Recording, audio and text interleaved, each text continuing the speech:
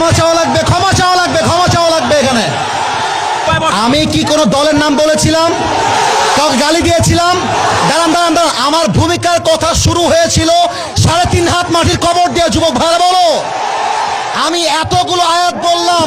থামো, আচ্ছা থামেন থামেন থামেন উনি, আচ্ছা তোমরা থামো থামো থামো থামেন থামেন থামেন। প্রিয় ভাইয়েরা, আমরা কোনো মারামারি চাই না।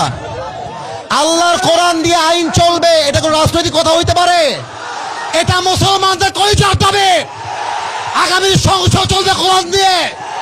যে বেড়াবাদর প্রেক্ষম রাখতেও থাকবে না। যুবক ভাইয়েরা আমার, আপনারা বুঝবেন আপনাদের এলাকায়, এটা আমি কিছু বলবো না আজকে। তোমরা আমার সঙ্গে থাকবা তো ইনশাআল্লাহ? তোমরা আমার পক্ষে আছো তো ইনশাআল্লাহ?